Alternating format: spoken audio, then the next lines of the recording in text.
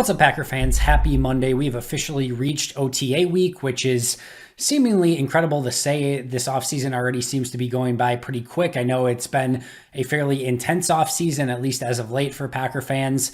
My guess is it's going to get even a little bit more intense this week as OTAs kick off. And of course, Aaron Rodgers has his interview today with Kenny Mayne on SportsCenter. Maybe as you're listening to this, he's already done his interview. So that is definitely going to be something that we know is going to be taken word for word and picked apart through the majority of probably the next few days or so, right? So that's going to be definitely of note. Which players are at OTAs, which aren't at OTAs is going to be of note.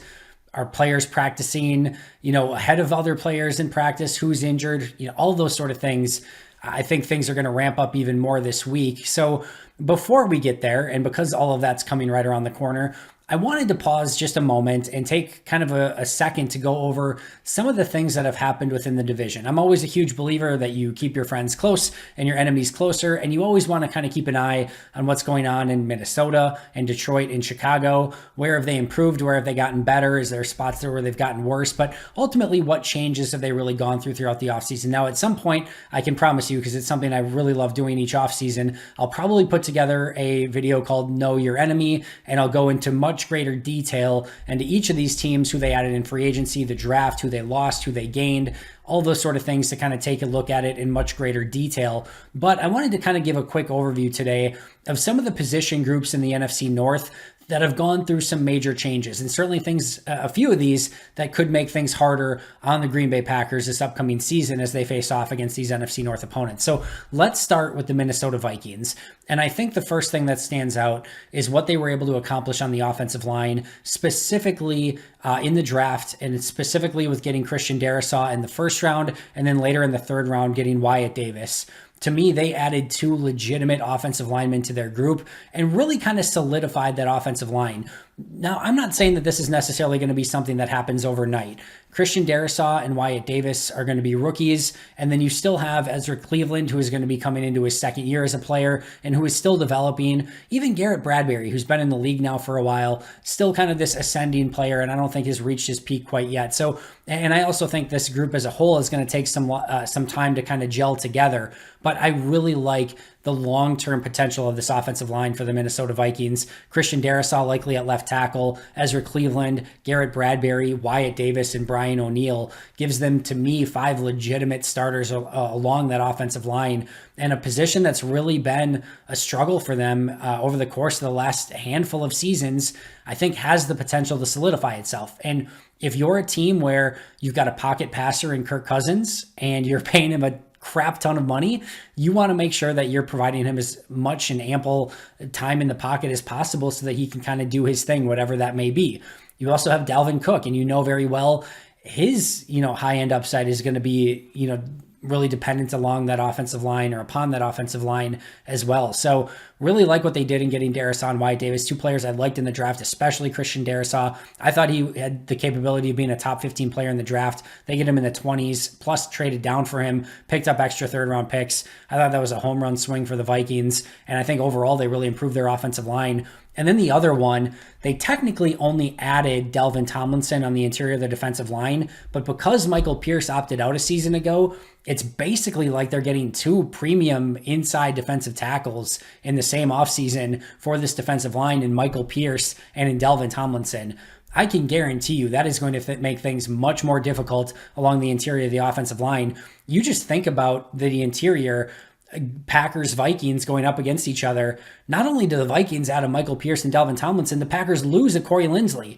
That is a massive swing along the interior of that defensive line, or for the Packers, the offensive line. So I think that's definitely going to be worth monitoring. Now, in a way, when the Vikings spent big money on Michael Pierce and Delvin Tomlinson, I could make an argument at the time that I enjoy the fact that they're spending a ton of money on interior defensive linemen. That I know Delvin Tomlinson's got more to the quarterback as of late, but it's not like these two are insanely disruptors of the passing game, right? These are more run defensive oriented defensive tackles. Now, they are both fantastic football players, do not get me wrong, and they are both going to make things much more miserable for Green Bay.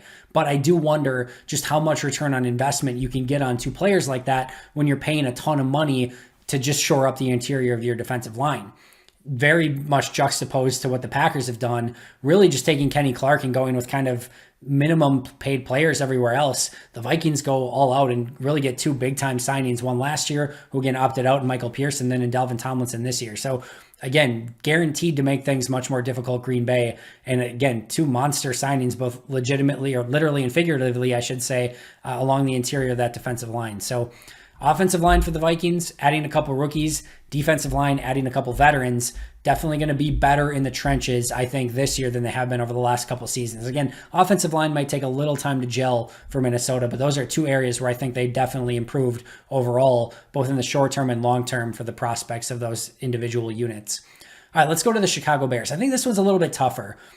Of course, we have to talk about quarterback here. You're leaving Mitch Trubisky behind. Who knows what's going to happen with Nick Foles at the moment? It seems like he could be the number 3 quarterback. Like, I don't know. Does he still end up on the roster? That's going to be something that's worth monitoring as well. Instead, it looks like Andy Dalton's going to start as the starting quarterback week 1. You would think that at some point Justin Fields will take that over. But in the end, it seems very likely that, of course, Mitch Trubisky is gone, and it seems like Nick Foles will not be part of that equation. And in comes Andy Dalton and Justin Fields. Now, as to whether or not Andy Dalton is an upgrade over Nick Foles or Mitch Trubisky, maybe, but if so, probably not by much, right? We saw Andy Dalton get an opportunity to play in Dallas. It was underwhelming, to say the least. That was a team that had a lot of issues. Their offensive line was a mess. I'm not sure it's that much different in Chicago. Yes, they have Allen Robinson. Yes, their tight ends looked pretty decent last year. Yes, they added a couple of offensive tackles in the draft, which I'll get to in just a moment.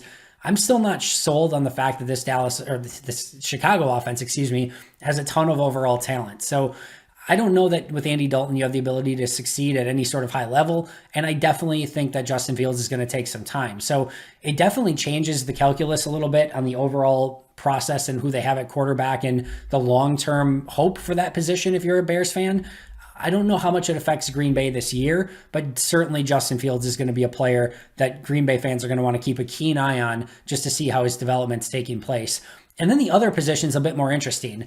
For a handful of seasons now, Charles Leno and Bobby Massey have been solid but unspectacular offensive tackles along their offensive line. But they've always kind of given Green Bay a little bit of trouble. I don't ever remember Green Bay having like a monster day against either of those players. And while they weren't, again, top tier players at their positions, it seemed like they were always good. And Chicago said, all right, we're not going to do that anymore. We want to try to get an upgrade, maybe get a little bit younger, get a little bit more talented. They bring in Tevin Jenkins, but they're going to move him from right tackle to left tackle, which is always a little bit of a gamble. And then at the right tackle spot, they bring in Elijah Wilkinson, who's been basically kind of this, average at bat, not even like below average offensive tackle, Broncos most recently. And then they draft Larry Borum in day 3 of the draft. They do have Jermaine Ifedi, who has played, pretty decent for them at right guard last year, who's had tackle experience. But that right tackle you cannot feel good about at all overall, both in the short term or the long term. And the other one's going to be rookie playing a completely new position as a second round pick. It's not like you took someone in the top 10 and, like a Jedrick Wills. I really like Tevin Jenkins. I really, really do. But that is definitely a question mark. And now you've got Andy Dalton with offensive tackles where you just don't know how they're going to be to start the season.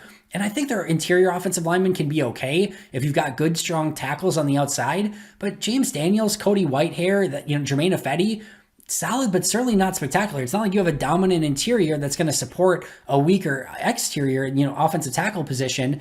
To me, that offensive tackle position has the potential to be a bottom 10 group in the league, if not worse. So maybe Jenkins comes along faster. Maybe Elijah Wilkinson can be a 1-year plug and play just kind of guy to get you by. And maybe the interior of the offensive line plays better. And maybe James Daniels takes a jump and, Jermaine Ifedi plays like he did a season ago. And maybe they're okay.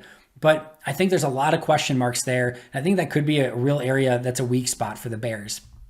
And then the Lions, 2 positions that have really kind of received makeovers. First of all, the wide receiver position. Gone is Kenny Golladay, and then in his place, you get Brashad Perryman, Tyrell Williams, and Amon-Ra St. Brown. So first of all, Brashad Perryman, Tyrell Williams, 2 outside receivers who have vertical speed to win down the field. I think that's going to definitely be something to keep an eye on to see how they use both of those players, but definitely players that Green Bay is going to have to match up with speed on the outside. probably a good thing that they've got players in the 4.340s or better, and Eric Stokes, Kevin King, Jair Alexander. But that's definitely a position where they gain some speed on the outside. But losing Kenny Galladay is a big deal. They also bring in Amon-Ra St. Brown. Just how quickly can he contribute? Quintez Cephas will be in his second season looking to make a jump as well. Overall, they added some speed to the position, but you got to think that they took a little bit of a step back in losing Kenny Galladay. But the position that I think Detroit really improved, much like Minnesota, the interior of their defensive line. Not only did they go out and get Michael Brockers, who is a really impressive player, and I'll go over why in just a moment. But then they get Aleem McNeil, run-stopping defensive tackle in the draft, and Levi Onwuzurike, somebody who's going to be more of your pass rush specialist. I really think that, I know there's been the biting kneecaps and things like that from the Lions, whatever, that's dumb coach speak, but I do think they got a lot tougher on the interior with this defensive tackle group. And Michael Brockers is someone who he does not get the credit he deserves because he doesn't get sacks or tackles for loss. He does a lot of the literal heavy lifting along the interior of the defensive line and just makes things really difficult on the interior of your offensive line. A player like Lucas Patrick, someone like that, it just really struggles to move a player like Michael Brockers. Hell, even an Elton Jenkins is going to struggle to do that. So Michael Brockers adds a really difficult, just unmovable piece on the interior of that defensive line. And then they get out, two rookies out of the draft in Aleem McNeil and Levi Onwuzurike that I think have the ability to be really impressive players sooner rather than later. So they really get better along the interior of their defensive line. So just looking back again, Vikings along the interior or along their offensive line in general, getting Christian Darrisaw and Wyatt Davis. The Vikings interior defensive line, Michael Pierce and Dalvin Tomlinson, definitely going to add a bunch of beef to the interior of their line. Bears get new quarterbacks, Andy Dalton and Justin Fields. The offensive tackle position, some major question marks there. Goner, Bobby Massey, and Charles Leno. Tevin Jenkins, Elijah Wilkerson, Larry Borum there. Maybe Jermaine Ifedi kicks out. And then, wide receiver for the Lions. Gone is Kenny Galladay. In is Brashard Perryman, Tyrell Williams, and Amon-Ra St. Brown. And then on the interior of the Lions defensive line, Michael Brockers, Aleem McNeil, Levi Onwuzurike, all imports from both the draft and free agency. So definitely some positions that are going to be really interesting as the Packers get ready, for this upcoming season and having to face these teams both twice a year. Maybe not quite the impact now. It's with an extra game in the season. It's only 6 a year, 17 games. Yes, it's important, but it's not like it's the lion's share, no pun intended, of your games, but still games that you always want to win and try and win your division. That's going to do it for me today. I will be back tomorrow, probably talking a little bit about the Aaron Rodgers interview, as well as any notes that came out of day one of OTAs. I will be at practice on Tuesday for OTAs. At least that's the expectation right now. And then hopefully I'll be back on Wednesday breaking down my observations from that as well. So make sure to subscribe if you haven't already. If you need more of me for some reason, which I don't necessarily recommend, Barry Goldstein and I did a full video today, or audio podcast today over on the audio version of the Pack-A-Day podcast. So you can check that out wherever you get your daily podcasts. That's going to do it for me today. But until next time, and as always, go Pack Go.